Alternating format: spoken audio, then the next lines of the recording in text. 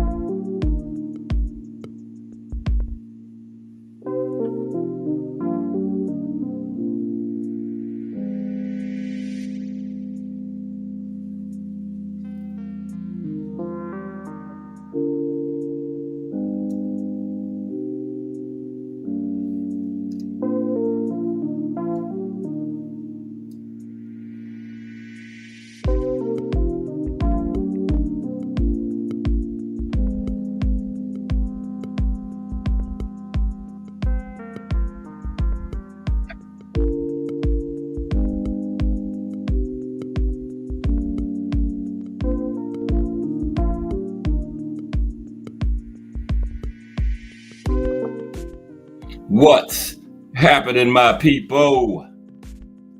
It's Cass Sports again, back for another afternoon with the family. That's right. You know what time it is.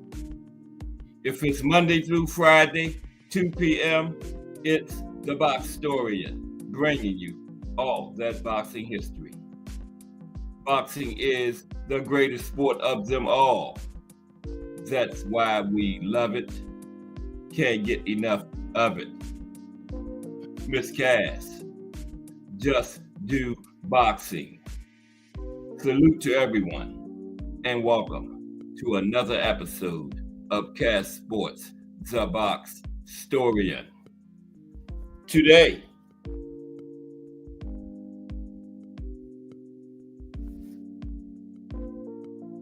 closest and sometimes controversial decisions in boxing.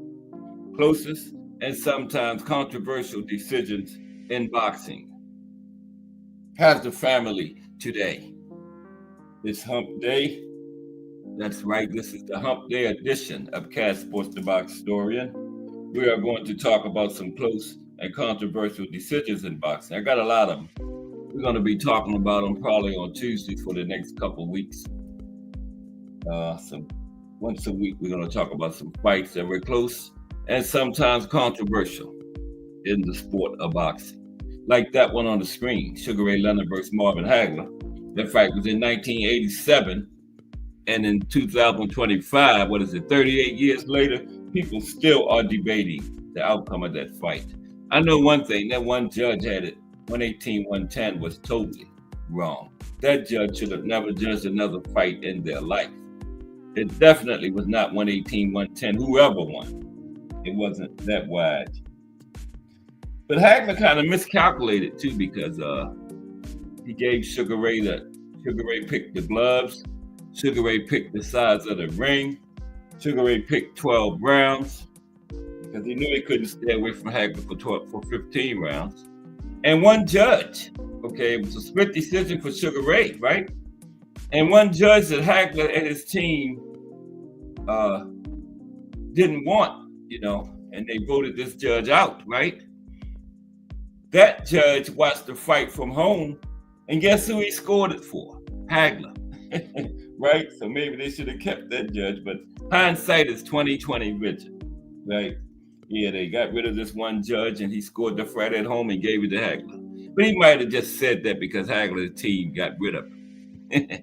But yeah, that's what he said. Mike Mazik is in the building. Salute, Mike Mazik. How are you today, sir? Good to see you. We're going to be talking about some close and controversial decisions today. Getting close to the big weekend of boxing. I think we got Fight Friday and Saturday. We got like 6 cards. But I guess we got two big ones. We got Nick Ball and Sam Goodman. And then we got Dillian White and Moses Atama taking will be his biggest step up to date, his biggest opponent, Dillian White. Good step up for the youngster. He probably will pass the test. And we got co-main. I believe it's the Nick Ball and Sam Goodman co-main. Abraham Nova and I can't. They keep forgetting these names, but the guy. This is the second fight at 130. Okay, Ray. He lost his title to Nick Ball in his last fight at 126. Said at 126, one fight too long. Okay, he's taking on Abraham Nova in one of the co-mains this weekend. That's good matchmaking. That is a good matchup. Okay, I can't come up with his name. Raymond Ford. Raymond Ford. That's him. Yeah, him and Abraham Nova should be a good fight. Ford will probably outbox him, but it's a big stern test for him. Okay, let's get started with today's fight of the day. Okay, so now, without further ado, let's go to today's fight of the day.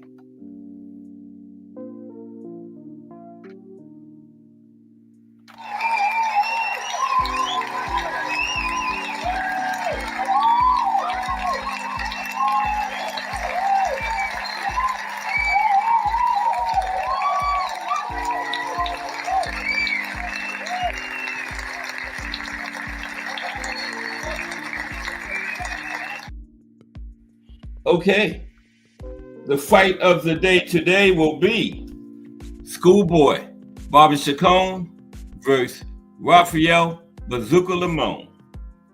Chacon versus Lemon, okay? December 11th, 1982. Schoolboy Bobby Chacon versus Bazooka Lemon, okay? Now, they called him the Schoolboy because he had once attended university, a rare thing among professional prize fighters. But make no mistake, despite the nickname and the ever-present boyish smile, Bobby Chacon was a tough and as game as they come. Tough and game as they come. And this was fortunate because it would require uncommon toughness and a genuine passion for struggle and combat to endure the pain of Bobby Chacon's life. And by the way, he's Skywalker Boxio, who is a content creator, member of the TWT, the winning team family. Skywalker Boxio, Bobby Chacon is his uncle. That's his mother's brother. Now, Bobby's love for one woman, his high school sweetheart, Valerie Ginn, and her love for him defined that life. They met in 1968 when Chacon was still a junior at San Fernando High School. I was having a party, and I asked her if she wanted to go, recalls Chacon years later. We were never really apart after that.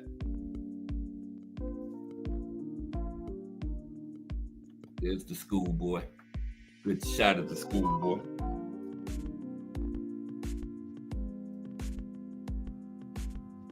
Bobby had a reputation for being an exceptional street fighter, and Valerie encouraged him to try boxing.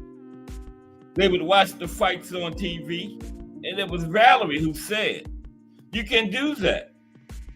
She even paid for his first boxing license. By 1971, they were married, and the next year, Chacon turned pro. The career of Bobby Chacon was a roller coaster. Amazing highs followed by agonizing lows. He tore up the featherweight ranks, knocking off one contender after another, and quickly became a sensation in the Southern California boxing scene. Then they matched him up with Ruben Olivares, and El Puaz and his steady left hook taught the schoolboy a harsh lesson. Chacon's corner stopped the fight after 9 violent rounds. But the following year, Bobby won his first world title, which he successfully defended once before losing again to Olivares. And so it went. Chacon would put together a string of wins only to lose to Olivares, or Alexis Arguello, or his arch nemesis, Mexicans Rafael Bazooka Limon. There's Bobby and Valerie right there. Mike Rim. Salute, Mike. How are you today? Fight of the day today is schoolboy Bobby Chacon versus Rafael Bazooka Limon. That rhymes. Schoolboy Bobby Chacon versus Rafael Bazooka Limon. Okay. There's Bobby and his high school sweetheart, Valerie again, who ended up married. Okay.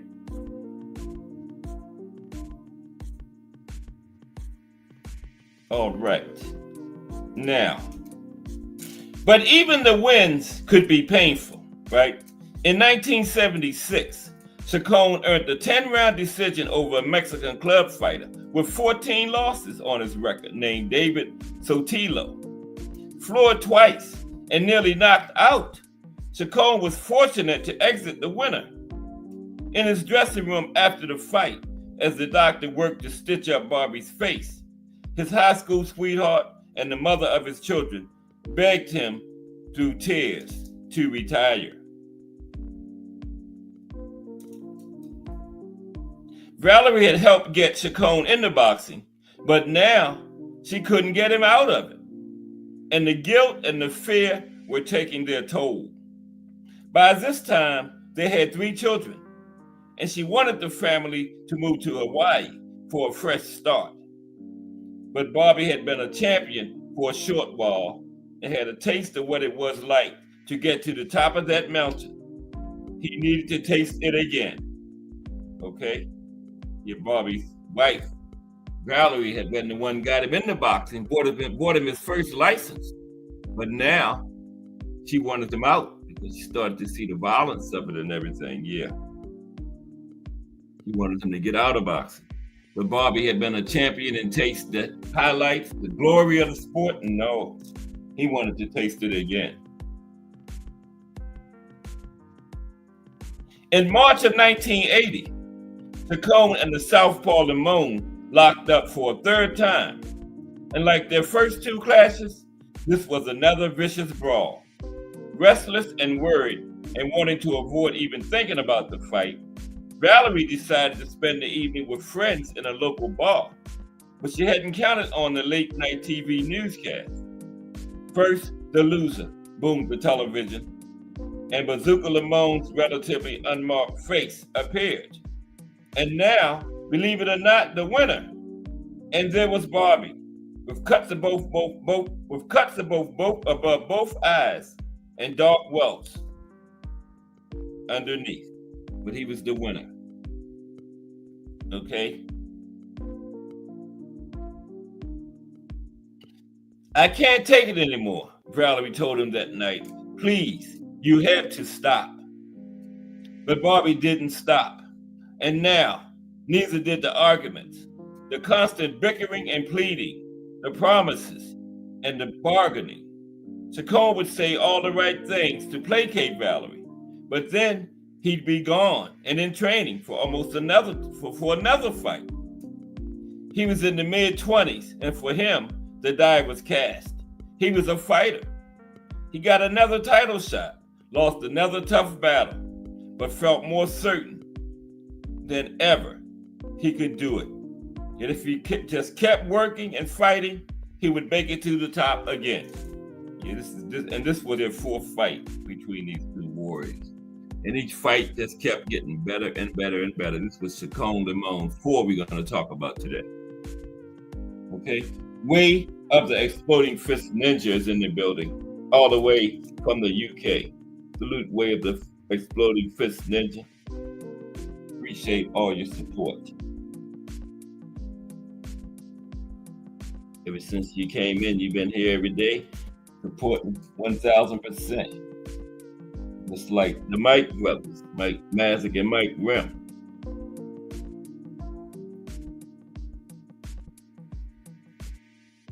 Way Up the Exploding Fist Ninja has been another solid support. Appreciate you too. All the way from the UK. Chacon versus Limon is the fight of the day today. Okay, let's continue.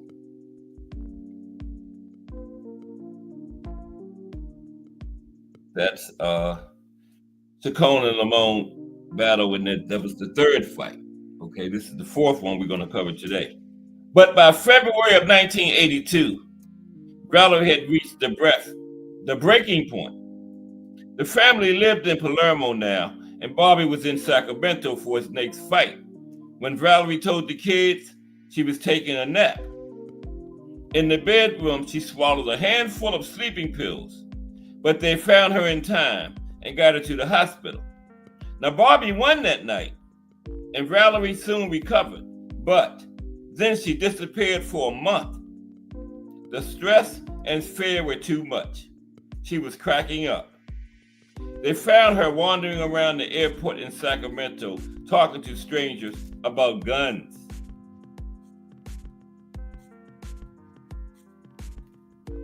Just a few days later, Bobby left home for his next fight, another shot at a championship on the horizon. If he kept winning, right? Now, he and Valerie argued on the phone, and then the next day came the call. Not from Valerie, but from her mother. Valerie was gone. After kissing the framed pictures of her sleeping children, she went into her bedroom with the .22 rifle they kept in the house for protection, put the barrel to her head, and pulled the trigger.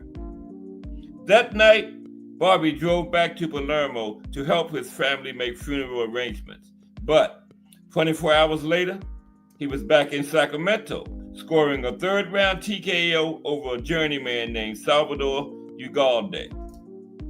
Immediately after the fight, he dedicated the win to Valerie.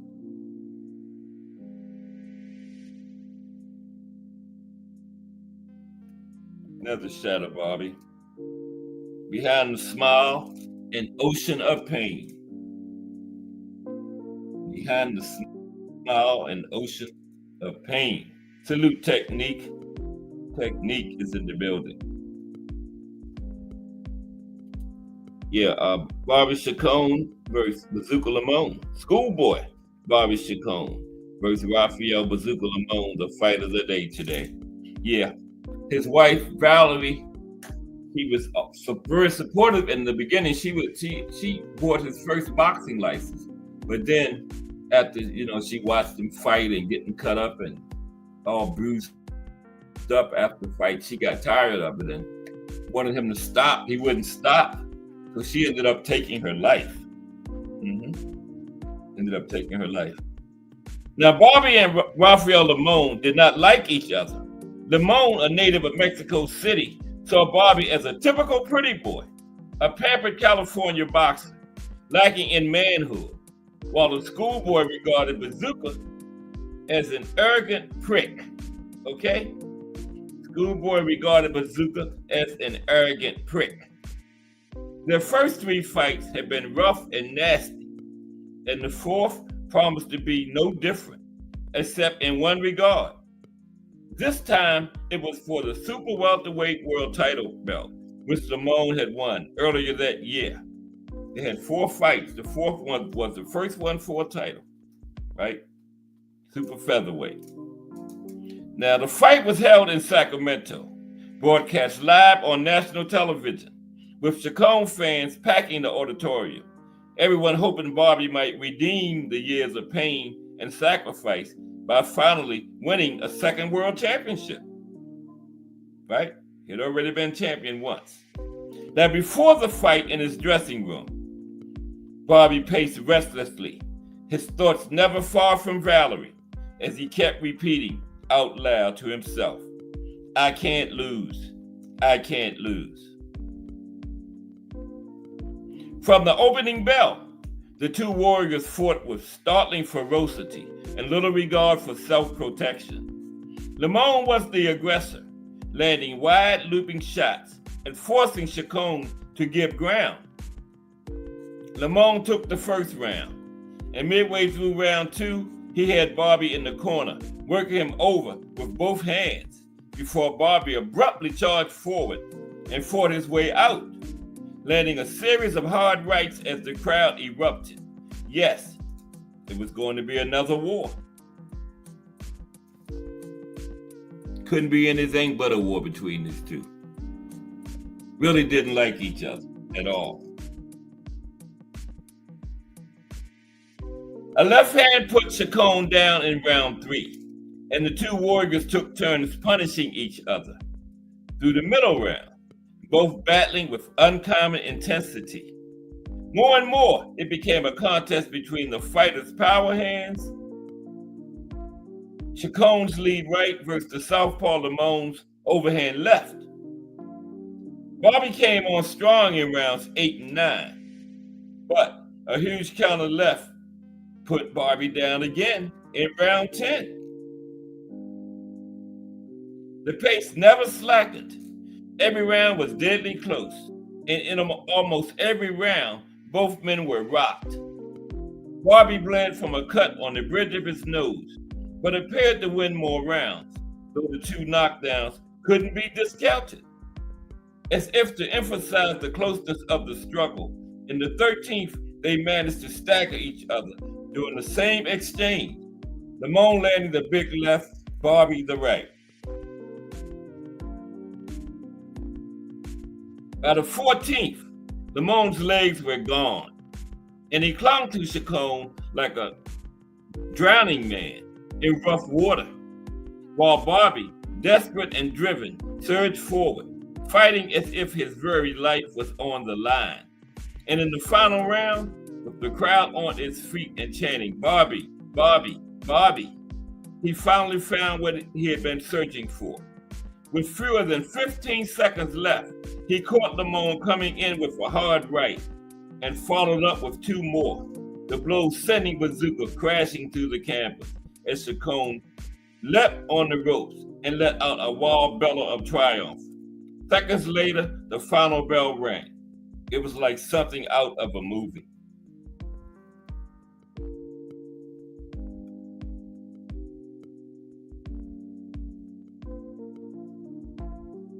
The crowd was silent as the judge's decision was announced, and then erupted as Bobby Chacon was declared the winner. A world champion again, winner of an amazingly dramatic and action-packed war by close decision. If he had not floored Lamone in the final seconds of the final round, the result would have been a draw. At ringside, veteran fight scribe Jack Fisk, who had covered the sport for more than 4 decades, called it possibly the greatest fight he had ever seen. Afterwards, an emotional Bobby dedicated the win to Valerie. "I finally broke down after the Lamone fight," Bobby recounted later. "I didn't like that guy to begin with, and with everything that happened, I couldn't sleep, couldn't eat. I just kept thinking about Valerie. I cried for days. She came to me in my dreams.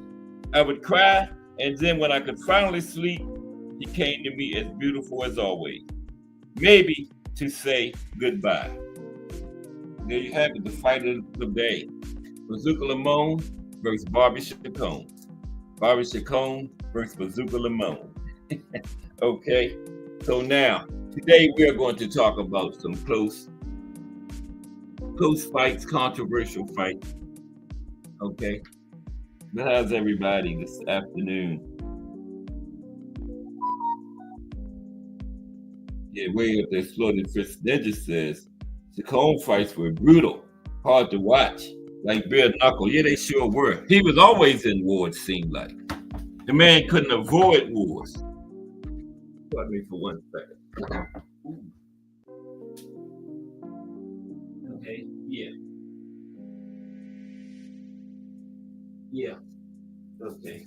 On the way back. Yeah, I've watched a lot of Barbie Chacon fights, and I can't remember not one of them. There wasn't no war. A brutal slugfest. Yeah. Barbie Chacon. Kind of remind me of Mickey Ward and Arturo Gatti.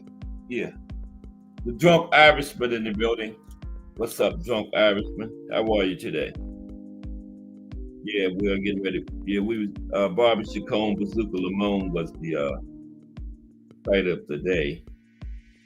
Now we're just going to talk about some close and controversial fights today. And of course, tomorrow is Thursday. We're going to look at another country. It's going to be Canada this time. Skip it over into the big countries. Going to be Canada tomorrow. History of boxing in Canada. Some great boxers out of Canada. And then Friday, the profile is the life and career of Prince Nassim Hamed. Yeah, Define Irony gave me that idea. Yeah.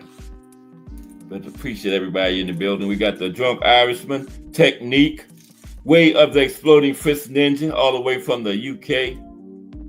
Mike Rim, Mike Mazik, Just Do Boxing, Miss Cass. I guess she in here. She had an appointment somewhere. Yeah. Okay. Appreciate your Technique. Glad you enjoy the show. Appreciate all your support. Yeah, I like researching. I always love history. Any kind of history, I always loved it. But since I love boxing so much, boxing history especially. Yeah. Okay, we're going to talk about some close and controversial fights today. Okay, let me see something right quick because I have some technical difficulties. Oh, boy, this has been happening all morning. Okay, bear with me. Well, I just need like a minute. 1 minute.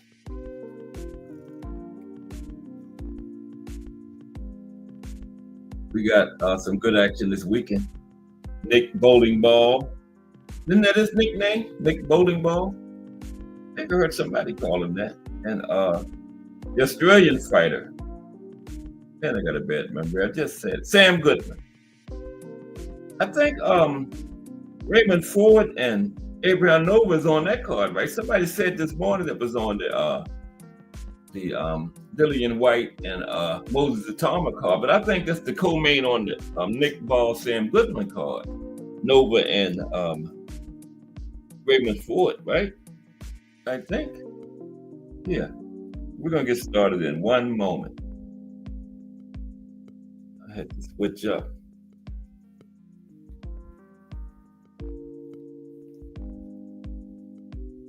But yeah, whatever card is on, it's going to be a good fight. I think that might be the fight of the weekend. Yeah, this is Raymond Ford's second fight at 130. He lost his title to Nick Bowling Ball, and he stayed at 126, one fight too long. I had picked Nick Ball going into that fight against Ford. That was a great fight too. Two contrasting styles. You had the slick boxer against the pressure fighter. That was a great fight. Nick Ball and Raymond Ford. Yeah. That was part of the 5 versus 5 when Eddie got shut out, remember? Frank Warren fighters against Eddie. And Eddie's fighters did not win one fight. Not one. And then Wilder got out there against Zhang. I don't know what Wilder was doing. Looked like he was getting ready to turn around and get out of the ring. Remember, then he turned around and Zhang caught him and knocked him out. What was Wilder doing? He just turned his back in the middle of the fight. And Zhang did what he was supposed to do. He turned his back, clocking. You know? That was crazy. Yeah, I've never seen nothing like that before. Remember that? Wilder just turned his back on the man. I don't know what's going on. Okay. Here we go. Okay. We're looking at some close and controversial fights today. That one right there is still debated. It was in 87, this is 38 years later. And Sugar Ray and Hagler still being debated. I thought Hagler won. But yeah, it was a close. But that one judge had a 118 to 110. That judge should have been banned from judging. How could you score? Anybody seen that fight between Sugar Ray and Hagler? How could you score at 118 and 110? Neither one of them won that wide. Damn. He had 118, 110 for Sugar Ray. Yeah. Okay. Now, it's one of the more controversial aspects of boxing, but it is also one of the most intriguing. Everyone loves a close and competitive fight, but when the winner is finally announced, it can be the cause of much debate that can continue days, months, years, sometimes even decades, right? Like the one on the screen. We can debate these fights for decades. Now, it's in no particular order. We're going to look at 50 of the most disputed and debatable decisions in boxing history today. And I'm on the wrong thing. Yeah, we're going to do this for like the next couple of weeks. Look at these close fights. I cannot get this right.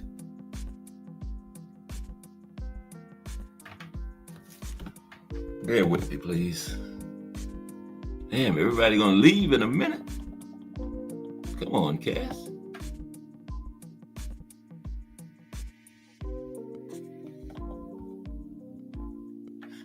Okay.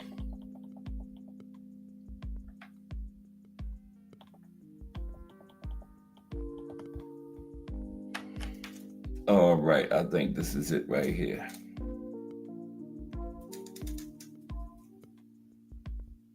Oh, you worked next to Eddie Hearn in the 2000s? With the Exploding Fist Ninja? Wow. Eddie is Exploding Fist Ninja said Eddie is slimy. Wow. Oh, Eddie Hearn. Here we go. Okay, let's get started. Okay, the first fight was Juan Diaz versus Paulie Malignaggi, August 22nd, 2009. Now, Paulie Malignaggi wanted nothing to do with the judges in Texas and predicted that they would give a close decision to the hometown fighter, Juan Diaz. And Paulie was right. After 12 rounds of outboxing and outlanding Diaz, Paulie had lost a unanimous decision, which included a scorecard by Gail Van Hoy that inexplicably read 118-110. There's another one, 118-110. Yeah, I thought Paulie pulled that one out too. But Malignaggi quickly offered a rematch and got one later that same year. And he won a unanimous decision this time, and it wasn't in Texas. The rematch was not in Texas. Okay. Joe Messi versus Monty Barrett. This was December 6, 2003. Now, this heavyweight fight featured two of the best new prospects coming up in the sport at the time. Joe Messi was coming off a big knockout win over Deval Williamson, while Monty Barrett had been on a 6-fight winning streak since losing to Vladimir Klitschko. Now, Messi retired undefeated, but had his fair share of tough fights against great boxers. His heavyweight dreams were cut in 2007 after suffering recurring problems due to a concussion he received in his fight with Vasily Giro. Yeah, now Messi got a unanimous decision in this one. A majority decision, 10-round majority decision for Joe Messi in this one. Some close and controversial fights.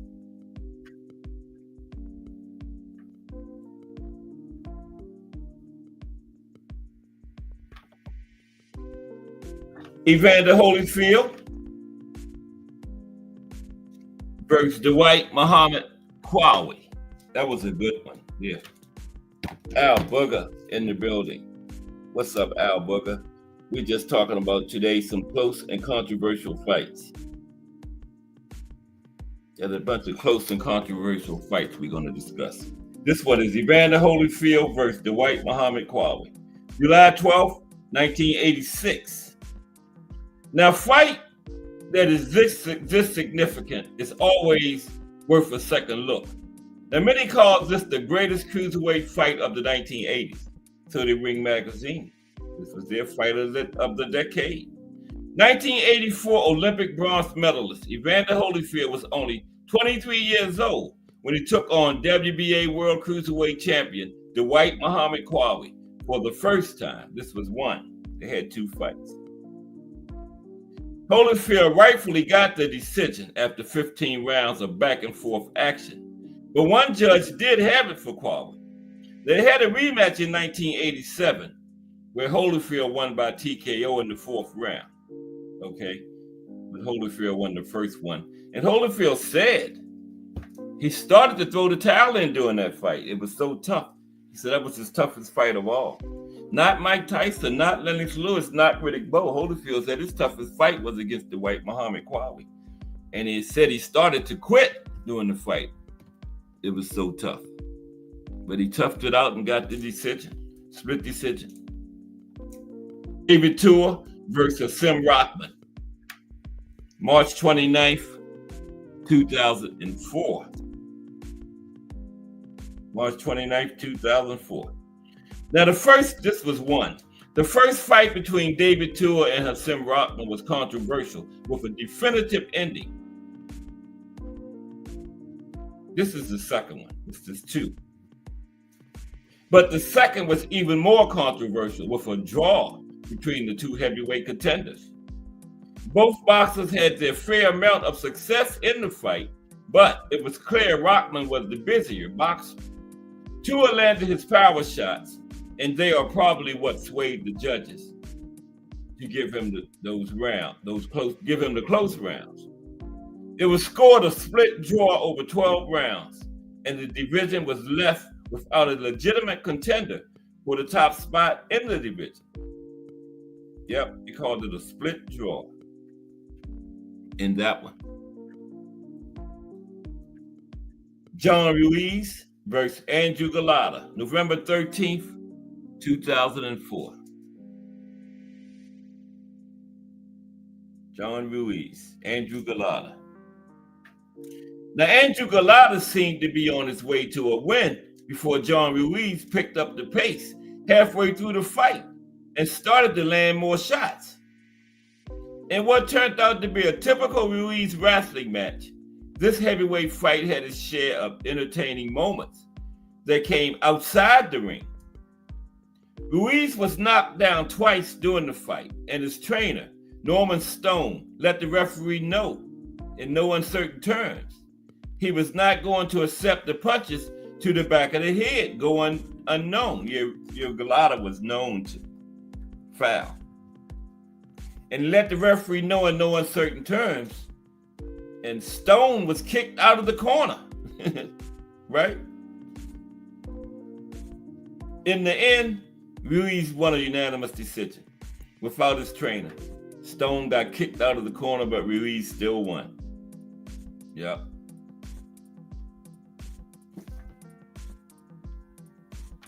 Roberto Duran versus Iran Barkley. That was a good one there. Duran and Barkley. Yeah. Roberto Duran made a phenomenal comeback against Iran Barkley for the WBC middleweight title in 1989. Barkley was coming off a major upset win over Thomas Hearns the previous year, 1988. Now, this fight ended up being Ring Magazine's Fight of the Year and was an intense, history-making fight for both boxers. After taking some of the hardest shots you will ever see not put someone down, Duran returned the favor to knock down his iron-chinned opponent in the 11th round. Now, even though he was already on his way to winning a decision, it was a very close fight up until that knockdown. That's what gave him the win. Turned the tables that knockdown in the 11th for the hands of stone. Carl Froch versus Andre Dirrell, October 17th, 2009. On the opening night of the Showtime Super 6 middleweight tournament, Carl Froch and Andre Dirrell put their undefeated records on the line. In typical Dirrell fashion, he moved away at any sign of engaging his opponent, clinched, and sometimes outboxed Froch. Now, Dirrell lost a point in the 10th round, which ended up being the determining result of the fight. In Froch's hometown, he won a very close split decision. And that point deduction cost, probably would have been a draw without that. Cost Dirrell the decision. I don't know what he did to get the point deducted. John Pascal versus Bernard Hopkins, December 18th, 2010. Pascal versus Hopkins. Bernard Hopkins was hoping to make history by being the oldest champion to ever win a world title. His opponent was Canadian star John Pascal, who was the WBC light heavyweight champion. Pascal came out fast and dropped Hopkins twice in the first 2 rounds. In a slight turn of events, Pascal got too respectful of his opponent and didn't throw as often and hard as he had earlier in the fight. He gave away many of the late rounds because of his showing Hopkins too much respect and allowed Hopkins to rally. Ended up being a draw. But B-Hop later on did become the oldest champion. But he was going for it in that fight. That one ended up being a draw. Yep. Shane Mosley versus Sergio Mora, September 18th, 2010. That was a good one, wasn't it? Exploding Fist Ninja. Pascal Hopkins, I've seen that a lot of times. Yeah. They've had a rematch too. I think Hopkins took the rematch. Yeah. And we'll talk about that tomorrow because the first one, I think both of them was in Canada. And Hopkins is Canadian. That was one of the big fights in Canada. Canada is our country we're going to talk about tomorrow. Yep. Took a Shane Mosley versus Sergio Mora, September 18th, 2010. Shane Mosley was coming off a unanimous decision loss to Floyd Mayweather Jr. Mora was coming off one win, but not over a significant opponent. Mora was the last man to beat Vernon Forrest and was still looking to gain the respect he thought he deserved. He got his wish, and it came in the form of former welterweight champion Sugar Shane Mosley. It was an ugly fight for the majority of the 12-round distance, but it looked as if Mosley had won it in the end. Surprisingly, it was scored a split draw, leaving nobody a winner. Right? I guess you could call Mosley the winner because he got a shot at Manny Pacquiao, while Mora had to settle for Brian Vera, a fight he ended up losing. Yep. Mosley got the Pacquiao fight after that. Mora lost his next fight. So I guess you could call Sugar Shane the winner, right? Lamont Brewster versus Cali Meehan, September 4th, 2004. Brewster on the left, Meehan on the right. In the beginning, it was a cautious boxing match between two former teammates not wanting to leave their mark and establish their place as the aggressor in this heavyweight fight. Now, Callie Meehan picked it up in the 8th round and put Lamont Brewster on the ropes. In one of the greatest displays of heart you will ever see, Brewster survived an entire onslaught by Meehan and wasn't even knocked down. It was definitely worth of a 10-8 score, though. Now, because of this close round, because of the close early rounds, it was hard to tell who had won in the end, right? And it ended up being a draw. Ended up a draw. No, it was a split decision for Brewster. My bad. Split decision for Brewster.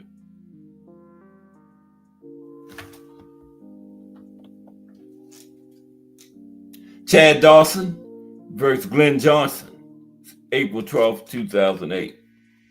Yeah, Glenn Johnson fought in like 12 different countries. He had a good nickname too. I forgot what it was. He had a very fitting nickname. He fought everywhere. The first big test for light heavyweight Chad Dawson came against the rugged and always determined journeyman, Glenn Johnson. They fought on the undercard of Antonio Tarver versus Clinton Woods and put on one great fight worth watching more than once. Johnson is no stranger to losing close decisions, and it happened again in this fight for the WBC light heavyweight title. Yeah. Yep. Close unanimous decision for Chad Dawson.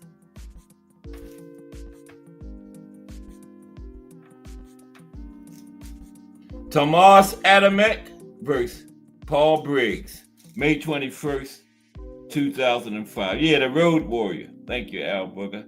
Yeah, Glenn the Road Warrior Johnson. And that name was very fitting because this man fought in, I think it was like 10 to 12 different countries. We read them off yesterday. So it was four, we did the nickname show yesterday. It was 4 nicknames that I thought were the most fitting was Smoking Joe Frazier, Glenn the Road Warrior Johnson, The Hands of Stone, Roberto Duran, and the greatest, Muhammad Ali. Yeah. But the Road Warrior was a very fitting nickname. Thank you, Al Booger. The Road Warrior. Yeah, Glenn the Road Warrior Johnson. Tomas Adamek versus Paul Briggs. This was May 21st, 2005. Between these two. Yeah, there you go. That's Adamek on the right. Paul Briggs on the left. Wait a minute. Yeah, I think. Do I have the right picture? Who was the last one? The Road Warrior. Let me see. Yeah, there's the Road Warrior and Chad Dawson. Yeah, this is right. I don't know which is which in that one. Okay, but it's Tomas Adamek and Paul Briggs. I think Adamek is on the right. Okay, but anyway, this was May 21st, 2005 between these two. Tomas Adamek was undefeated at the time, and Paul Briggs had lost only once in 24 fights. And this was for the vacant WBC light heavyweight title that was vacated by Antonio Tarver after he declined to fight Briggs. Okay? In 12 action-packed rounds, both fighters suffered cuts, swollen eyes, and headbutts to make it the distance in a Fight of the Year candidate. Okay? And it went to Adamek. Majority decision. Adamek won it on 2 cards. The third judge had it a draw. Majority decision to Tomas Adamek. Okay? We're just talking about some close fights, some controversial. And there's the Road Warrior again. This time, Glenn the Road Warrior Johnson versus Antonio Tarver won. This was the first fight between those two.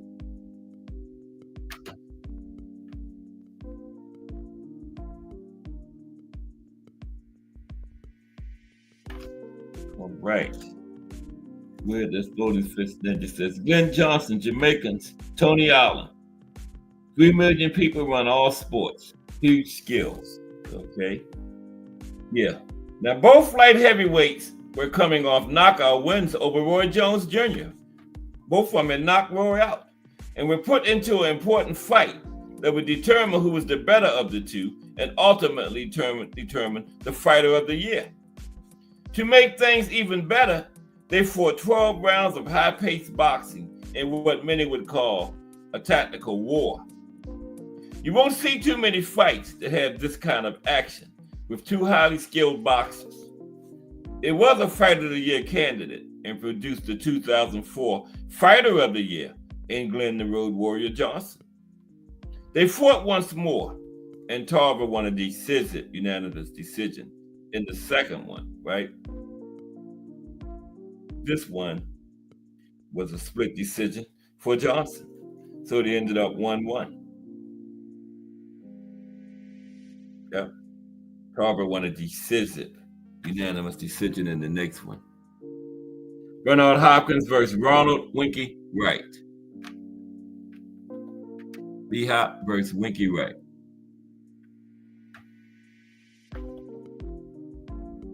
There they are, B-Hop and Winky Wright. December 3rd, 2005. In a major pay-per-view fight between two highly skilled boxers, Bernard Hopkins and Ronald Winky Wright fought through headbutts, cuts, and better than expected action over 12 rounds of middleweight boxing. Hopkins was awarded a unanimous decision, but it didn't reflect the competitive nature of the fight or the fact that Winky had outlanded him by 15 punches. Wright, who suffered a bad cut early in the fight, had his moments, but tried in the end giving the late rounds away. He tired in the end giving the late rounds away to the much better condition Hopkins. Yeah, Hopkins wins this one. Unanimous decision. Yeah, Winky got tired at the end. That was a good fight though. Yeah, very good fight. Worth watching. Be happy, Winky. That was in 2005.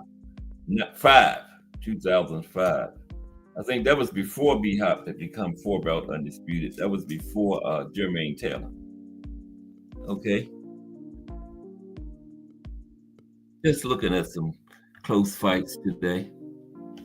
Marco Antonio Barrera versus Enrique Ornelas, October 18th, 2008.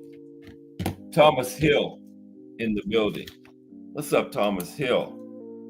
The legendary Thomas Hill in the building. What's up, T Hill? We just looking at some close and some controversial fights today, T Hill, that's all. This one here. Okay, come on. Yeah, okay, yeah. Oh, no, that's not Barrera. I said Marco Antonio Barrera, but that's Marco Antonio Rubio versus Enrique Ornelas. Marco Rubio, he's the Secretary of State for the United States, ain't he? Yeah, that's got the same name. Okay. Robbery alert. Now on the undercard of Kelly Pavlik versus Bernard Hopkins, these two, like junior middleweights, met to determine the next challenger for a top middleweight. Now Enrique Ornelas appeared to be in the lead going into the final rounds, but Marco Antonio Rubio rallied late in the fight to almost knock him down. Now, would the rally be enough to award the veteran fighter of over 50 fights a decision?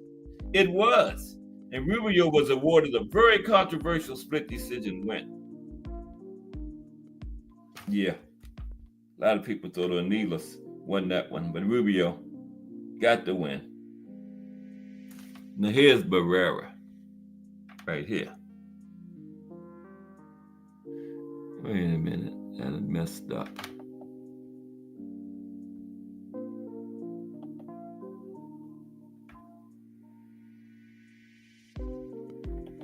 Okay.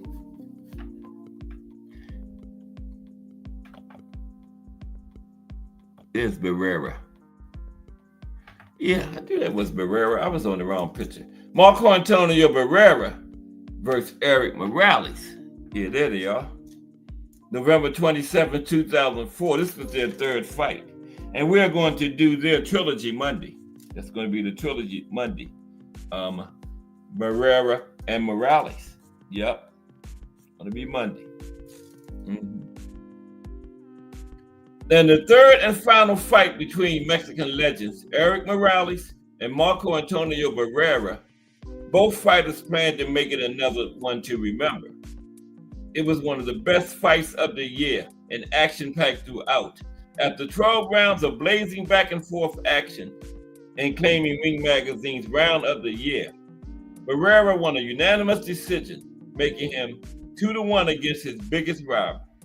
Yeah, they did not like each other during their careers, but they do a podcast or something together now. Yeah, they became good friends after their careers, but yeah, they couldn't stand each other doing those fights. And that's going to be our trilogy Monday. Don't miss it. Ricardo Mayorga versus Vernon Forrest 2, July 12th, 2003. After Nicaraguan boxer Ricardo Mayorga upset Vernon Forrest in their first fight earlier that same year, the rematch was quickly set for July. Immediate rematch. Now, Forrest lost the first fight by TKO and didn't show much desire to go after it in the rematch because of Mayorga's sloppy and unpredictable style. Mayorga was able to throw freely and make it look like he was doing what he wanted to do. Forrest countered effectively and avoided the majority of shots thrown by Mayorga, but it wasn't enough in the judges' eyes. Yep, Mayorga got a majority decision in the second fight. So Mayorga was 2-0 in that one. A lot of people thought Vernon won, but the judges didn't. Like I always say, that's what counts. Paulie Ayala versus Clarence Adams. I don't know why I keep.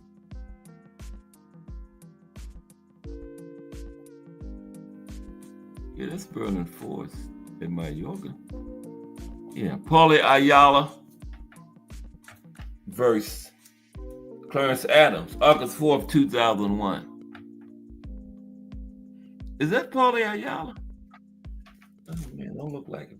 Paulie Ayala and Clarence Adams fought for the vacant IBO Super Bantamweight title in 2001. International Boxing Organization, that's the minor title. Now, it was a very competitive fight, but one that seemed to go in Adams' favor after 12 rounds. But the judges gave it to Ayala, and he increased his win streak to 8 with 2 wins over Johnny Tapia. Ayala would fight only 4 times more, winning a rematch against Adams and losing twice to Marco Antonio Barrera and Erik Morales. Yeah, Ayala got that one. Close fight, kind of controversial. Yeah. Samuel Peter versus James. Samuel, the Nigerian Nightmare Peter versus James Lights Out Tony. That was 2 of our nicknames yesterday. The Nigerian Nightmare versus Lights Out, December 2nd, 2006. In a fight where every round could have been scored for either fighter, there is no problem scoring the first meeting between Samuel Peter and James Toney for either guy. Yeah, this was a great fight. This was the first one between them two. December 2nd, 2006. Great fight, worth watching. Now, it wasn't as definitive as the rematch, which Peter won, but it was a great fight throughout and was a career-defining moment for Peter. Now, Tony landed the harder blows, while Peter landed more and counter-effective, while Tony went against the ropes. Okay? And the judges gave it a split decision to Samuel Peter. That was a great fight, though. Yeah, that's worth watching. James Lights Out Tony versus Samuel. The Nigerian Nightmare Peter won December 2nd, 2006. I've seen it once. I might watch that again. That was a good one. You know, like they said, the fight, either round could have went for either man. It was just like that. I would have hated to have been a judge in that one. Chris Bird versus Jameel McCline, November 13th, 2004. On an HBO pay-per-view that featured 4 major heavyweight fights, featuring the likes of Evander Holyfield, Asim Rockman, John Ruiz, and Andrew Galata, Chris Bird and Jameel McCline put on the fight of the night in their entertaining and intriguing undercard fight. Bird was knocked down in the second round for only the second time in his career. After recovering, he rallied to score many effective counter shots to the much bigger McCline. McCline weighed in 56 pounds heavier than Bird. But Bird was given a split decision, and he won the IBF heavyweight title in this fight. Yep. 56 pounds lighter, but Bird came out of it the winner.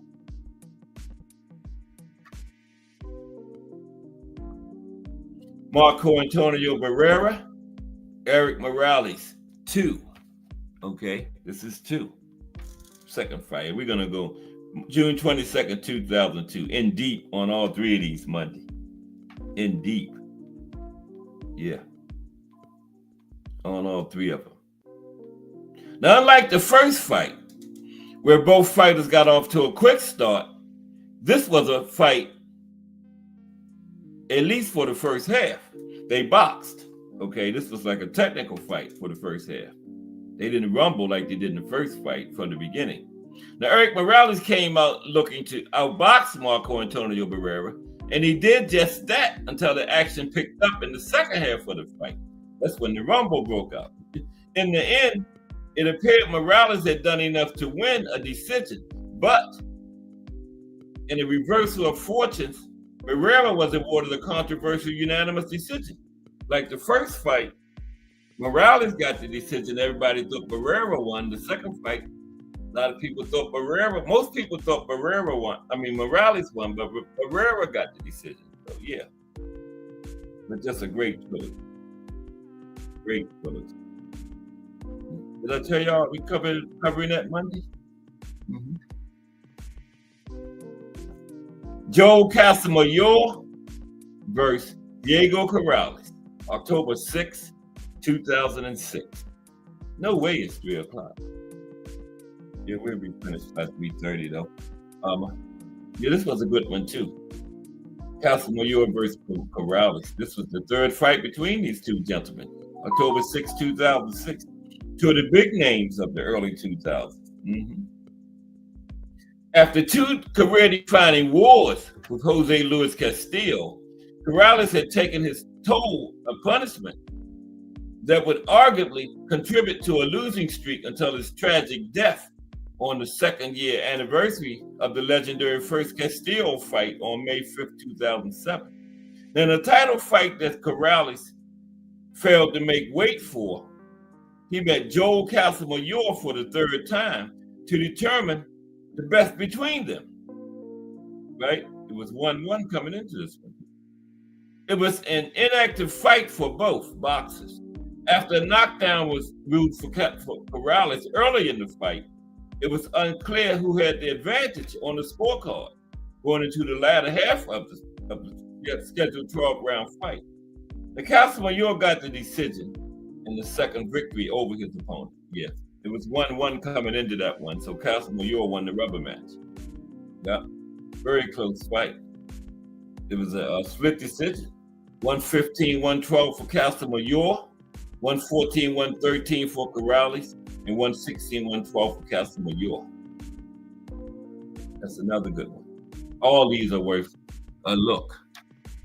Y'all taking notes? Miguel Cotto versus Joshua Clottey, June 13th, 2009. Cotto got a little bit of hair. I remember one time he had a whole lot of hair on top of his head when he first started, remember? Mm-hmm. Now, Puerto Rican superstar Miguel Angel Cotto was returning for the second time since losing a tough fight against Antonio Margarito the previous year. His opponent was Joshua Clottey. Cotto knocked the fighter from Ghana down in the first round with a jab, which ended up being the determining result to him winning by split decision over 12 rounds of a great fight in a first round knockdown. Just like Manny and Keith Thurman. Remember, Manny knocked Keith down in the first round? That was the determining factor. Cotto dropped Clottey in the first round. That's what determined the fight. Yeah, split decision. And that's what determined it. Because check this out. Well, I don't know. 114, 113 for Clottey. 116, 111 for Cotto. I don't know what fight that judge was watching. 115, 112 for Cotto. 116, 111 ain't that wide, but it was too wide for that fight. It was like 114, 113, or 115, 113, I would say. Yeah. But that first round knockdown was what did it. What turned the tables. Marcos Maidana versus Erik Morales, April 9th, 2011. I didn't even know they had fought. I missed that one. I'm going to have to watch that. That's got to be good. Maidana and Morales. Before yesterday, I didn't even know they had fought each other. Wow. That's right, Mike Rim. The same judge was watching Hagler and Leonard. Had to be. I don't know. Some of these judges, man, some of these scorecards that need to be banned. Because it's just ridiculous. I don't know how they come up with it. I told y'all about the judge, Eugenia Williams. He did Holyfield and Lennox Lewis in one round. Lewis landed almost like 50 punches. Holyfield landed in single digit. And this lady gave the round to Holyfield. Yes, she did. Lewis outlanded him like over 40 punches. Lewis had like 40 something. Holyfield was in single digits and she gave the round to Holyfield. That was crazy. Yep. But she kept judging. She was terrible too. Her husband was a referee, Robert Byrd, remember? No, that's the other one, Adelaide Byrd. It might have been her. One of those women did that. Is it Eugenia Williams or Adelaide Byrd scored that fight like that?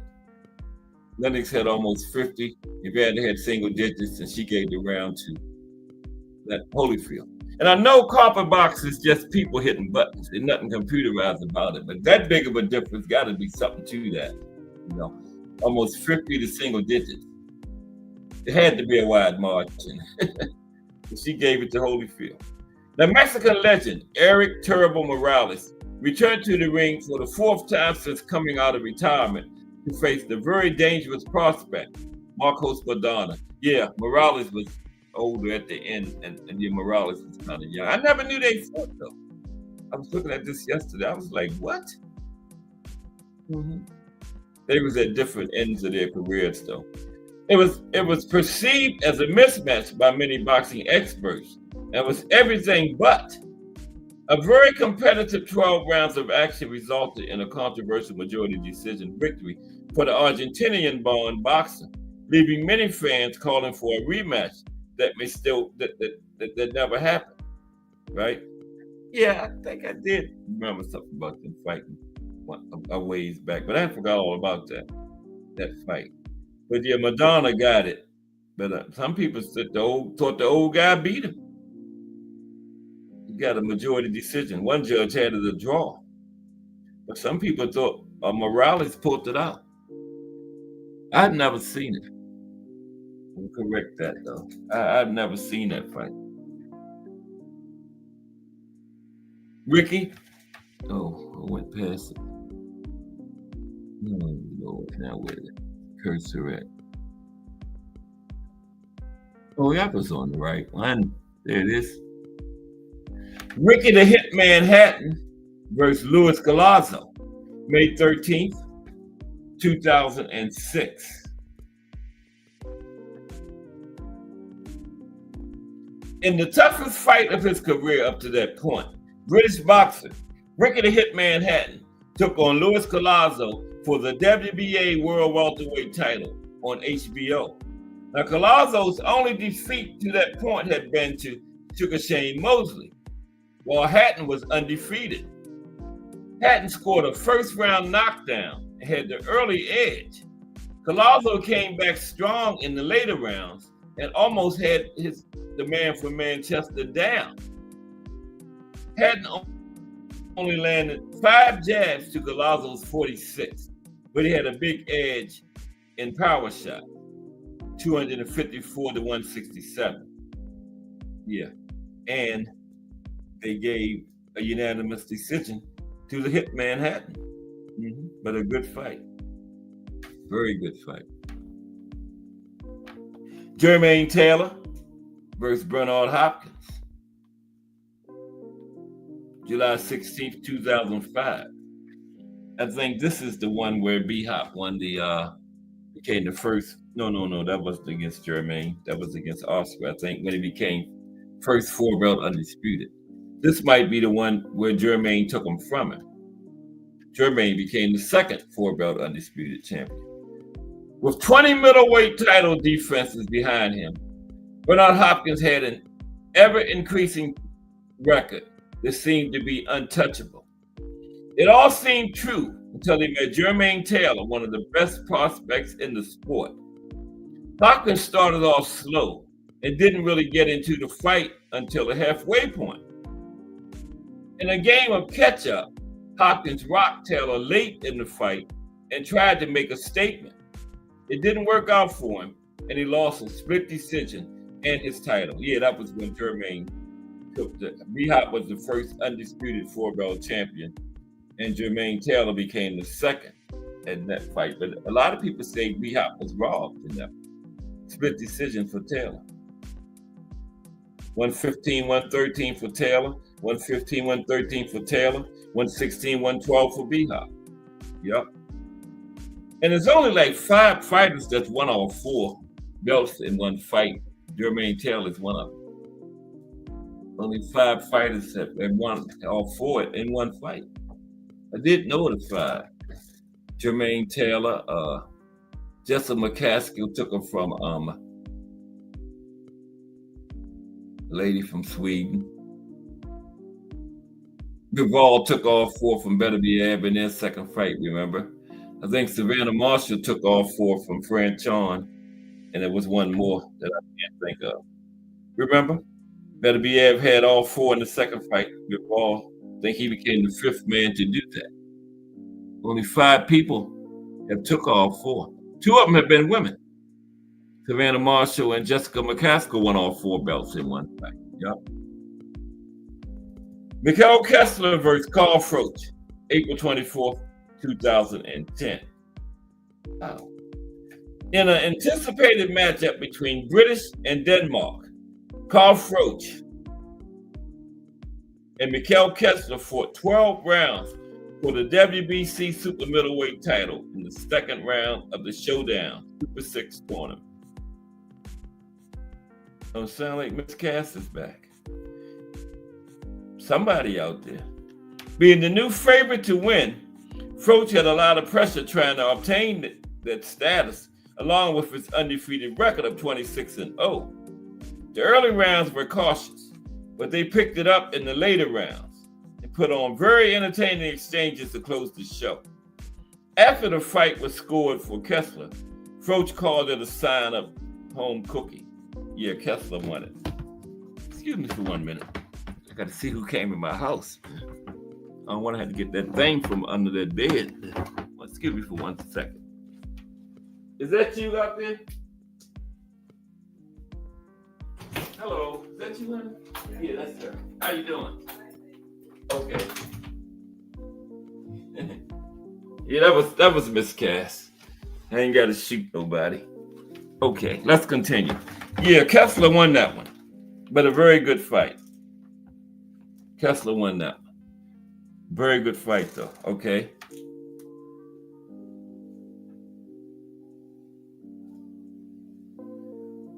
Okay, now I lost my place. Here we go. Okay. Miguel Cotto versus Sugar Shane Mosley. That was a good one, too. Yeah, Miguel Cotto got unanimous decision in that one, but it was a very good fight. November 10th, 2007. Yeah. In a very intriguing pay-per-view matchup between the welterweights Shane Mosley and Miguel Cotto, fans were anticipating the toughest fight of Cotto's young career. It was that and more, and he won a close unanimous decision that warranted a rematch that never happened. Commentator Jim Lampley called it one of the best fights to go to a decision he had seen. Yep, Cotto pulled it out. Everybody wanted a rematch on that one, but it never happened. Never happened. Sergio Mora versus Kermit Cintron. Valentine's Day, February 14th, 2009. Robbery alert. Power puncher Kermit Cintron took on Sergio Mora. Yes, Cintron, this was a draw.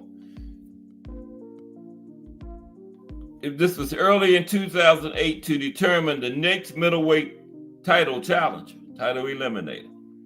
After a cautious opening half of the fight, Martinez picked it up in the 7th and knocked down Cintron.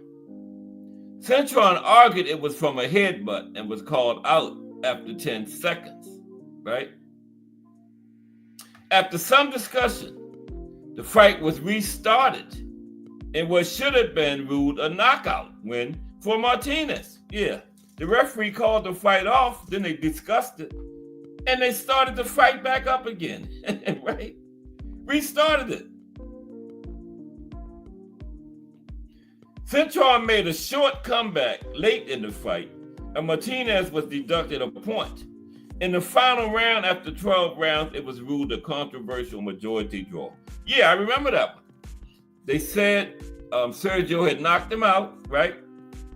But then Cintron's team argued it was from a headbutt, and they talked about it, and then they started it back up. They didn't have instant replay then. And then it ended up being a draw. And I thought Sergio won that one widely. Yeah, but it ended up being a draw. That was crazy. That was good and crazy. Diego Corrales versus Joel Casamayor 2. Casamayor 2. Yeah, it was a great era, wasn't it? Exploding Fist Ninja.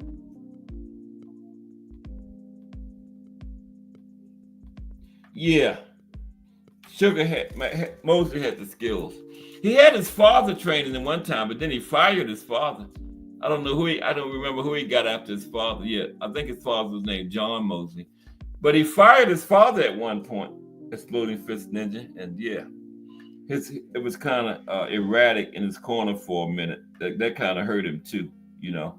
He didn't have a stable team in place. But you're right. Yeah. Out of the ring lifestyle hurt Sugar Shane. That is a very good point, Exploding Fist Ninja. It really did. I think he would have had a better career, had a stable life and team in place. Yeah. Yup. Good point.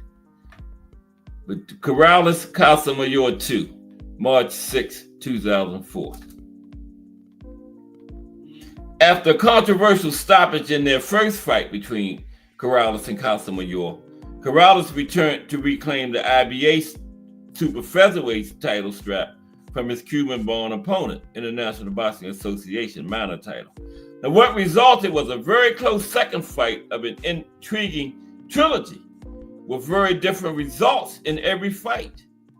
It wasn't as exciting as the first fight, but it was one worth taking a second look at because of the competitive nature and potential each fighter possessed in their careers. Now, Corrales was knocked down in the 10th round which resulted in a 1-point edge for Casamayor on one scorecard.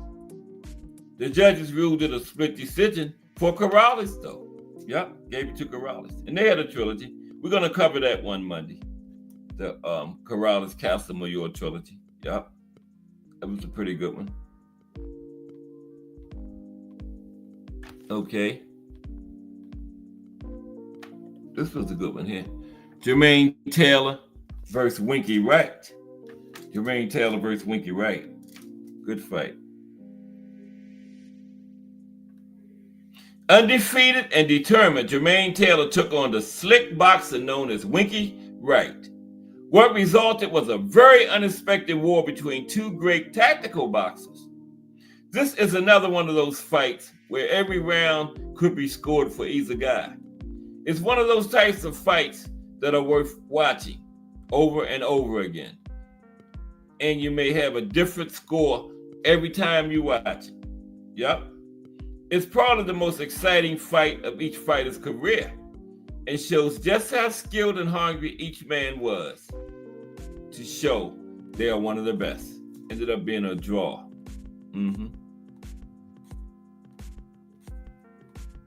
Yep, Winky might have edged it, but the judges thought it was a draw.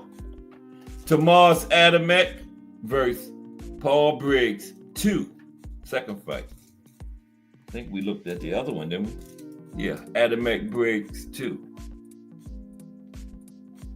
In his HBO debut, cruiserweight boxer Tomas Adamek fought against Paul Briggs to determine the WBC light heavyweight champion.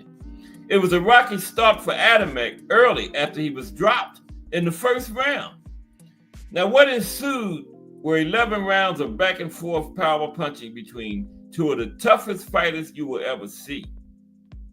If you want to see Adamek in his most exciting fight, this is the one to check out. He gets dropped early, gets the point deducted, comes back, and applies nonstop pressure to win a close majority decision. Adamek pulled that one out. The great Salvador Sanchez versus Pat Caldwell, December 12th, 1981. 1981. Salvador Sanchez is one of the greatest what-if stories and one of Mexico's greatest. This would be one of his very last fights before he died in a car accident the following year at the age of 23. He took on Pat Caldwell, who was 19-2 at the time. In a close and competitive fight for the WBC featherweight title, Sanchez knocked Caldwell down with only seconds left in the 15th round to win a split decision. One judge had Caldwell ahead by 1 point. Yeah, that knockdown. Had it been for that knockdown, they all probably would have gave it to Caldwell. Only won by 1 point on the other cards. Go back to the 70s now.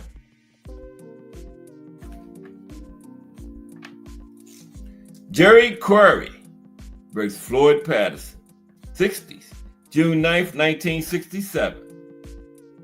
This was the first of two meetings between heavyweights Jerry Quarry and Floyd Patterson. It was scheduled for 10 rounds, and both boxers didn't waste any time getting started. Patterson was dropped twice in the second round and almost knocked out. He recovered and rallied in the 7th round to drop Quarry. With the 2-1 edge in knockdowns for Quarry, it was unknown who had won in the end. Patterson appeared to have outboxed Quarry for the majority of the rounds, but it was ruled a majority draw. Yep, majority draw. Good old fight. And we might as well look at the second one, right? Jerry Quarry versus Floyd Patterson 2.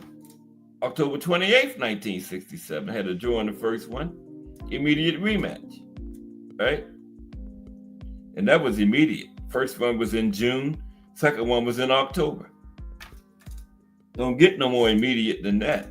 Now, the rematch between Jerry Quarry and Floyd Patterson turned out to be just as good, if not better, than their first fight, which was a draw. To make it better, this one was scheduled for 12 rounds as a title eliminator fight for the WBA heavyweight title, which was held by Muhammad Ali at that time, I think. No, I think he might have been suspended by then. October 67. Yeah. Title might have been vacant. Now, Patterson was once again knocked down in the second round and later dropped in the fourth, both by right hands. After Corey was declared the winner by majority decision, it was another unpopular choice, as most of the rounds without knockdown seemed to be controlled by Patterson. So Corey got that one. Draw in the first fight, majority decision in the second. One judge had the second fight a draw.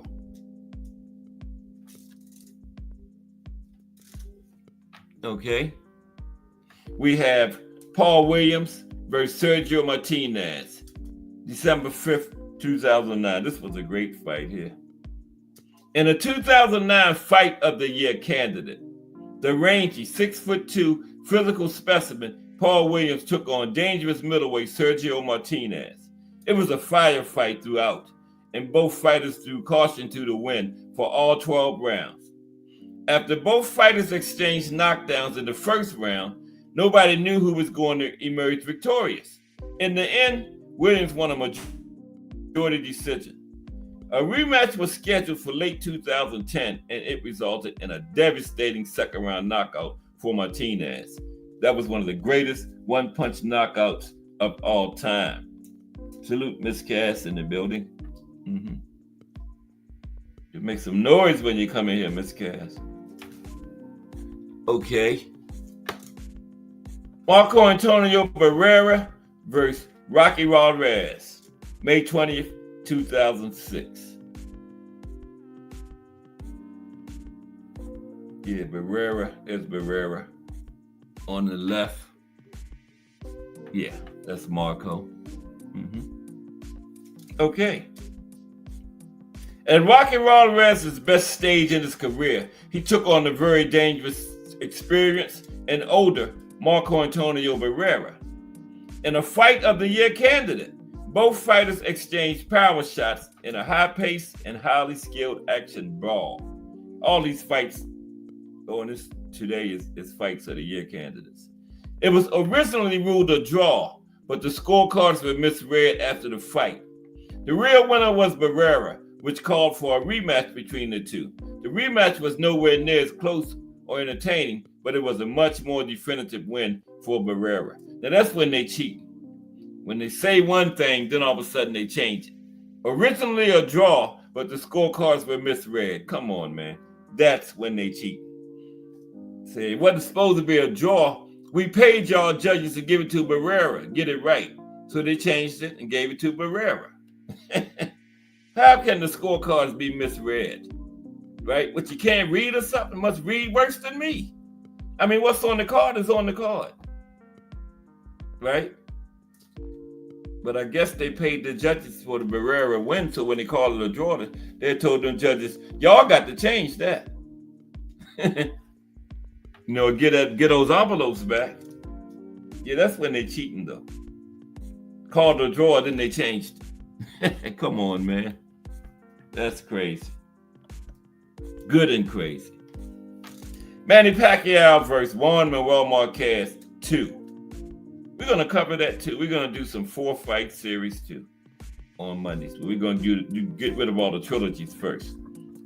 Okay, 2. Yeah, Manny won this. I think Manny won this one. Juan Manuel Marquez, younger brother Rafael, had lost a very close decision by 1 point to Israel Vasquez the week before. In an ironic turn of events, Marquez would lose his rematch with Manny Pacquiao by the same difference, 1 point, which was the result of a knockdown in the third round. After 12 rounds of boxing for the WBC super featherweight title, Pacquiao was awarded the controversial split decision. Yeah, I thought Juan Manuel pulled that one out. I really did. Yeah. But again, the judges didn't think so. And that's who counts. Demetrius Hopkins versus Steve Forbes, March 17th, 2007. Robbery alert. Any judge who scored this fight 10-2 for Demetrius Hopkins, and there were two of them, probably shouldn't be scoring fights, okay? Even a close decision win for Hopkins could be called a robbery. It was competitive, but nothing on the scorecards reflected that. Steve Forbes outlanded Hopkins in every round and only ended up winning 2 rounds on 2 scorecards and 4 on the other. He outlanded Forbes in power shots by 42 punches. Now, Hopkins had a 36-23 edge in jabs, but 2 judges had it 10 rounds to 2. Blasphemous, man. Like they probably shouldn't be scoring fights. 10-2. And got outscored in every round. Wow. Joe Casamayor versus Jose Santa Cruz. November 10th, 2007. Casamayor versus Santa Cruz. Robbery alert. On the undercard of Miguel Cotto versus Zab Judah, Joel Casamayor and Jose Santa Cruz fought 12 rounds in the pursuit of the WBC lightweight title. After being dropped in the first round, Casamayor continued to be outboxed for the majority of the fight. After 12 rounds of relatively one-sided but slow action, Casamayor walked away with a split decision win. Santa Cruz outlanded Casamayor 54-50 in jabs and 192-79 in power shots. Okay? He doubled him and then some more in power shots and lost the fight. Wow. Gave it to Casamayor. Wow. Julio Cesar Chavez versus Pernell Whitaker. September 10th, 1993. Robbery alert. Undefeated at 87-0, Julio Cesar Chavez had more than a fair share of wars. He had already gone through the war with Meldrick Taylor and took on Pernell Whitaker for the WBC welterweight title. The first half of the fight was very close, but Whitaker put on a perfect display of ring generalship. He countered and moved effectively for the majority of the fight and started frustrating Chavez late in the fight. The commentator said Chavez needed something big to pull out the win, but he didn't as Whitaker picked up the pace. He didn't pull off nothing big as Whitaker picked up the pace and continued to outbox him. It was ruled a majority draw in the end. Okay. Sugar Shane Mosley versus Oscar De La Hoya. Robbery alert. Oscar De La Hoya had 2 losses on his record, and one was to Sugar Shane Mosley.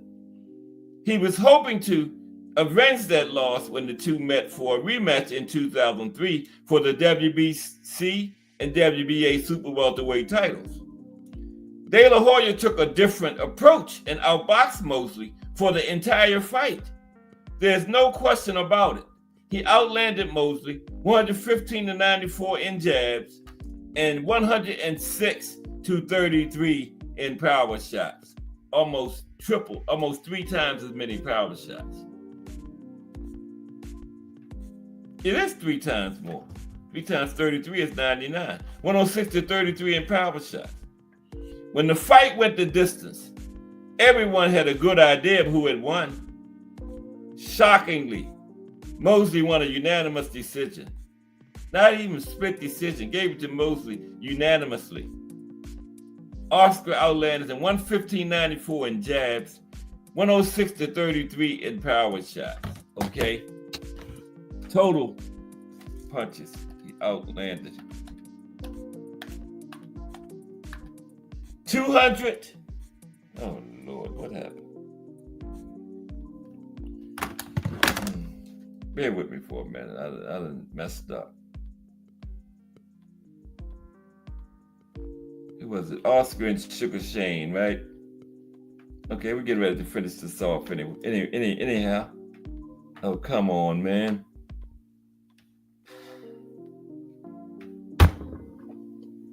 Gee, Merry Christmas. I don't know what the hell's going on now. Okay, come out and go back in. That's all you got to do. Okay, we're back. Where were we? Oscar and Sugar Shane? No, I don't want that one. This one.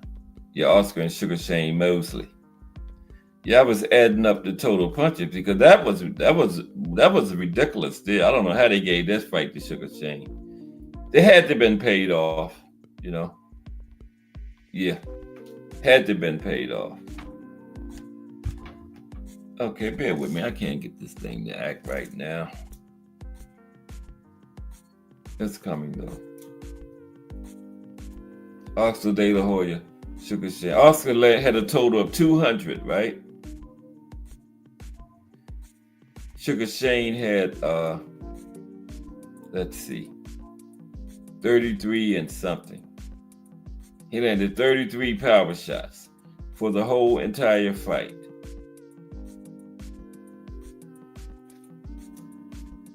And we're down. We don't have that many more to go.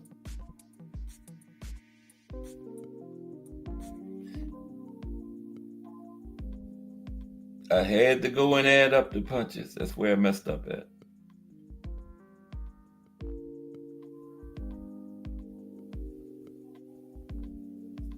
Yeah, that was a real robbery there, that second fight between Oscar and Sugar Shane. That was ridiculous.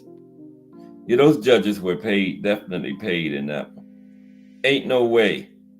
They sit there and looked at that fight for 12 rounds and thought Sugar Shane Mosley won that fight. No way.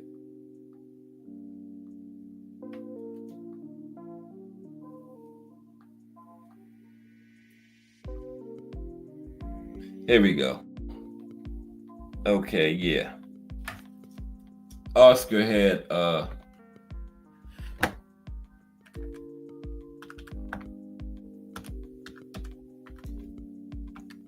221 to Sugar Shane's, outlanded him 221 to 127. Okay, almost by 100 punches. And they gave the fight to Sugar Shane. Now again, Compa Box is not computerized, it's just people hitting buttons. But that big of disparity, gotta be something to that. Outlanded by almost 100 punches, but they still gave the fight to Shane Mosley. Ridiculous. Israel Vasquez versus Rafael Marquez. Okay, they had a good trilogy too. We're gonna cover that one too. This was the 2008 Fight of the Year, right? This was the third matchup between these two great fighters, right? Two top bantamweights, Israel Vasquez and Rafael Marquez, younger brother of Juan Manuel. Now it was 1-1 at this point. This was the third fight. And they fought for 12 brutal and vicious rounds to prove they deserved to be called the best. In the final round, Vasquez dropped Marquez as he was going back to the ropes. The referee ruled it a knockdown, and it ended up being the difference in the fight. Vasquez won a split decision. Yep, that final knockdown was what did it. Roy Jones Jr. versus Antonio Tarver won. This was the first fight. Of course, Antonio knocked him out in the second one. This is second round. Pulverized Roy in the second one. Yeah, that was crazy. Okay.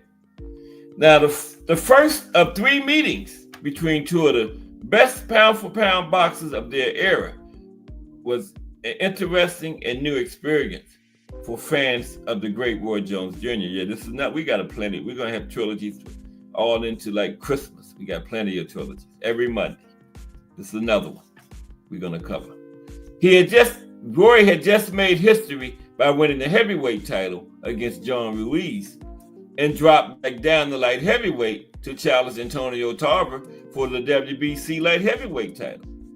It was a tense and cautious fight. First couple rounds for Jones, as he let Tarver unload combinations on him against the rope and appeared to have let him steal the rounds. Now, Jones showed his will and desire, something he had never had to show before, to rally in the late rounds, and was given the controversial majority decision.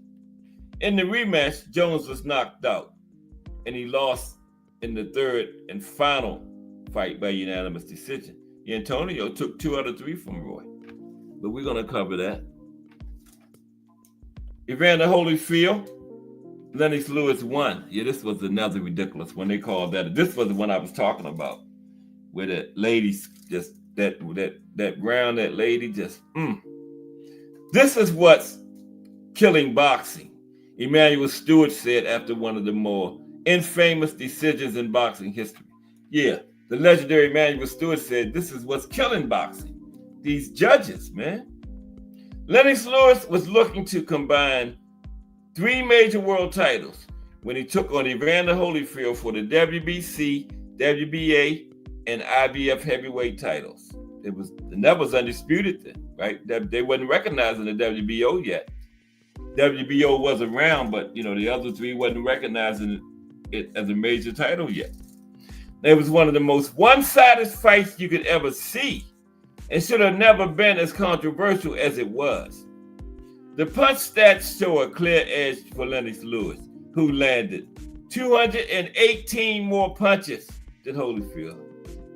Let me say it again. Lennox Lewis landed 218 more punches than Evander Holyfield. Steve Farhood called this one of the top 5 worst decisions he had ever seen. For every 29 punches Lennox Lewis landed, Holyfield only landed 10, right? Punch stats. Lennox Lewis landed 348 punches out of 613 thrown for 57%. Holyfield landed 130 out of 385 thrown for 34%.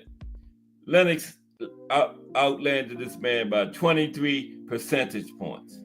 But the scorecard said 116-113 for Lewis.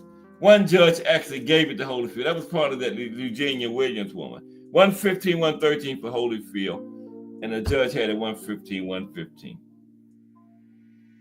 It was like one damn near shutout, for Lewis. That's the biggest robbery of all time right there. That fight right there, called a draw. That was the biggest robbery of all time. Man. Yep, that was ridiculous. What's up, Perro Sir? What you think about, did you see that one, Perro Sir? That first one between Holyfield and Lewis? The biggest robbery of all time, man. He outlanded Holyfield by over 200 punches. He called it a draw. Told you Lewis landed like almost 50 punches in one round. Holyfield was in single digits. And this lady judge gave Eugenia Williams, I believe it was, or Adelaide, I think it was Eugenia Williams. Both of them was terrible. Gave the round to Holyfield. They said, were you even at ringside for that round? Or were you in the bathroom somewhere? She couldn't have been watching that. Or she was paid, right? Probably the latter one, she was paid. Looking at some close and controversial fights, Perro, and that's one of the closest controversial. That's the worst decision of all time right there, that one. Yeah. Yeah, wasn't that terrible though? Wow. Gave that fight called it a draw. That was ridiculous. There's the Drunken Master, look at him, performing. Yeah. Drunken Master and the other boxer would be squared up, and the Drunken Master would break out dancing. And he's probably had the most robberies against him of all time. But probably all those antics he did probably turned the judges against him, Yeah, they would be squared up to fight. Look at it. He just started dancing, doing stuff like that. In the middle of the fight. Yeah. I think that kind of like turned the judges against him a little. This was Courtney Burton against Emmanuel Augustus, one of the robberies against him. This is one of the most embarrassing examples of bad judges scoring the fight for the wrong guy. Emmanuel Augustus is no stranger to close decision losses, and this was the worst. Known for his drunken boxing style of fighting, Augustus clowned around but still managed to get the better of his opponent, Courtney Burton. That's what cost him, though, with the judges, the clowning around.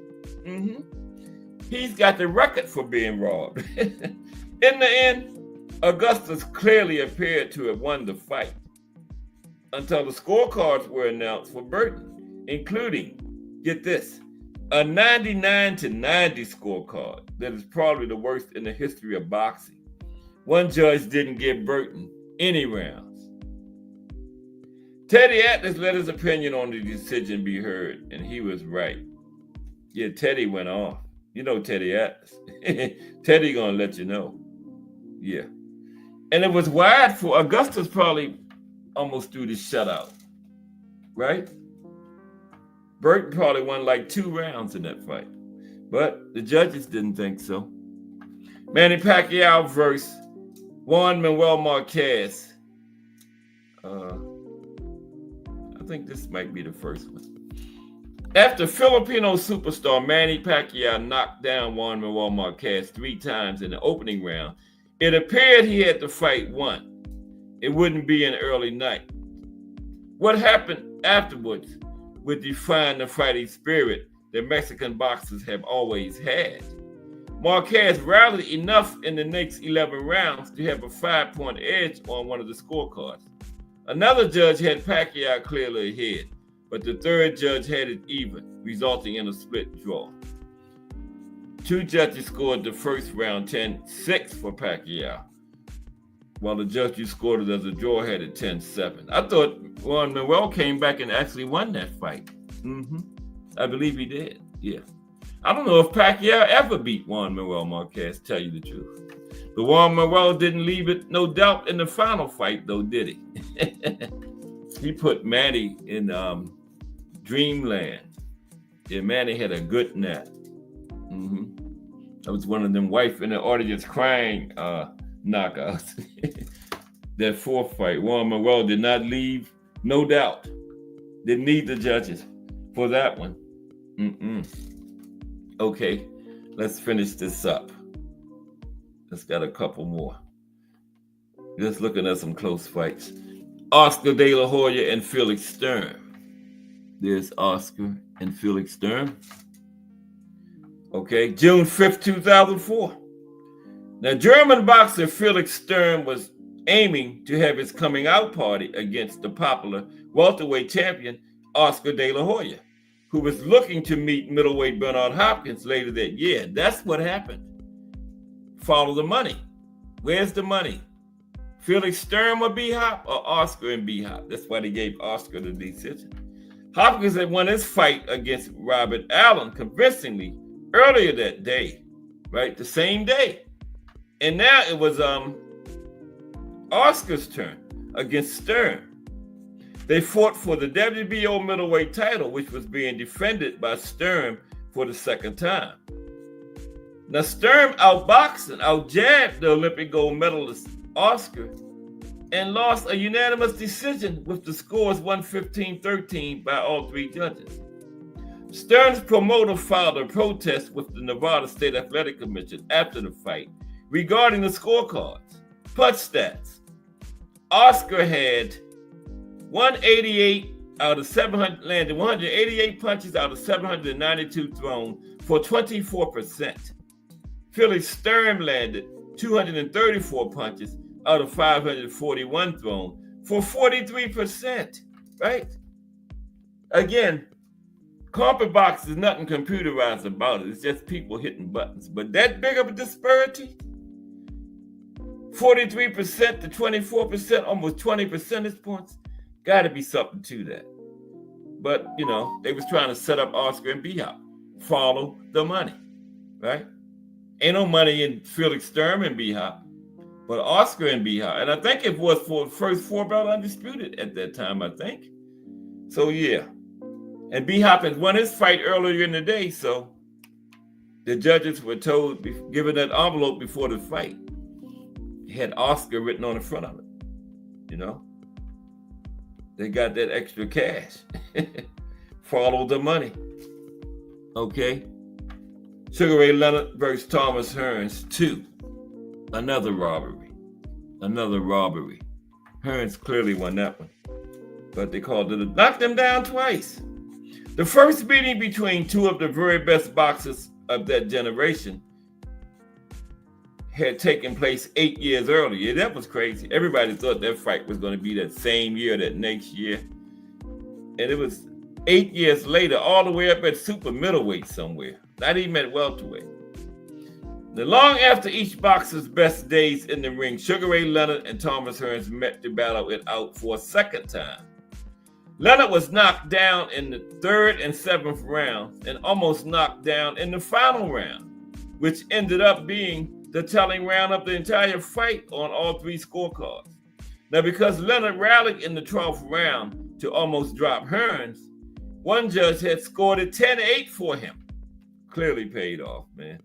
The other judges scored it 10-9 for Leonard. That wasn't no 10-8 round, that last round. Hearns almost knocked him down first. Come on, man. It was ruled a draw. But Leonard later admitted he lost the fight. I heard him. He admitted it on Hot Boxing with Mike Tyson. It was Sugar Ray Leonard, Thomas Hearns, and Sugar Shane Mosley was on that episode that time, Hot Boxing with Mike Tyson. And Sugar Ray said right out of his own mouth that he lost that fight. I saw him say it. Yeah. He should have said it that night in the ring. That was like 2018, like 20 years later when he said that. Yeah. Yeah, that was a big robbery too. Here's another one. Yeah, Sugar Ray and Ali too got a lot of gifts. Ali was the greatest, but he got a lot of gifts during his career. Yes, he did. I'm just keeping it 100. Oh my goodness, what have I done? Oh, there we go. Yeah, here's another big robbery. He didn't beat Hagler.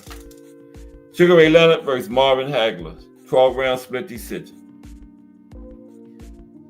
No matter who you thought won this fight, Sugar Ray Leonard knew how to steal rounds against Marvin Hagler, and he did just that. Leonard frustrated Hagler throughout and had one clear advantage over the legendary middleweight. He fired off rapid combinations in the final 30 seconds of each round to make it seem like he was in control, which he was not in control. But the judges, don't the judges know it was like 2 minutes and 30 seconds more in the round already had gone by? So what were they just putting the whole round on the last 30 seconds? That don't make sense to me. So what he did in the last 30 seconds? What about the other 2 minutes and 30 seconds? What did he do then? So it all comes down to that envelope these judges get, man, before the fight. The last 30 seconds. What about the other 2:30? Right? Now, Sugar Ray won a very controversial split decision in the end that is still debated today among experts and boxing fans. I was arguing with a guy about that like Monday, a couple of days ago, about that Sugar Ray and Hagler fight. Punch stats. Hagler landed 291 out of 792 for 37%. Leonard had 306 out of 629 for 49%. Right? He did have a higher percentage than Hagler, but he still didn't win. I don't care what the percentage say. Pearl Sir say, worst I've seen are both Funica fights versus Guzman, Floyd versus Castillo 1, and both fights between Rocky Suarez and Chris Jones. Was that on this list? I know we had Rocky Suarez against somebody on here. Yeah, and then we got some more. The next 2 weeks on Tuesdays, we're going to look at some close controversial fights. I got a bunch of them. But tomorrow is going to be Canada. It's boxing in Canada. I found a very good history of boxing in Canada, yeah. And remember the 76 Olympics was up there? We had I think both of those fights between John Pascal and B-Hop was in Canada, right? So yeah, talk about them. And then we got some great boxers from Canada too. George Dixon, Sam Langford, way back in the 19th century, early 20th century. Arturo Gatti. He was born in Italy, but he moved to Canada at a very young age. And I think Beterbiev, he's from Russia, but boxed out of Canada. And some other ones. George Chuvalo, the toughest boxer of all time ever, is from Canada. George Chuvalo. Yep. So we're going to talk about Canada tomorrow. And then Friday, the profile is the life and career of the Prince, Nassim Hamed. Yep, that's Friday. That's a good one, too. I was looking at it yesterday. The Prince. Yeah. He was doing good till they got that beat down from Barrera. They ended his career. He did have one fight after Barrera beat him down. He had one more fight after that, but the Barrera beat down was the beginning of the end for him. Yeah. Prince got up out of Dodge after that. The Prince was, I think he was heavily favored going into that fight with Barrera too, Marco Antonio. The Prince was heavily favored going into there, but you know, on paper don't mean nothing. You got to get in the ring and do it, right? And he couldn't. Yeah, and he had one more fight. I always thought he had retired, but I recently found out he had another fight after the Barrera beatdown. Yeah, he did. And we're going to talk about him Friday. Prince Nassim Hamed had a great career. He has some great ring interests. Rode a motorcycle, flying carpet. Yeah, I'm going to have that for y'all Friday, that film of that flying carpet. I found it yesterday. I got a video of him coming in there on that flying carpet. I'm going to show y'all Friday. Came out the back on the flying carpet, came all the way over the audience, landed beside the ring, and got off and got in. I think he did a somersault into the ring. So, yeah, we're going to see the flying carpet. See him come in on that flying carpet doing his profile Friday. Yeah, I found it yesterday. I got video of that. Yep. Unbelievable.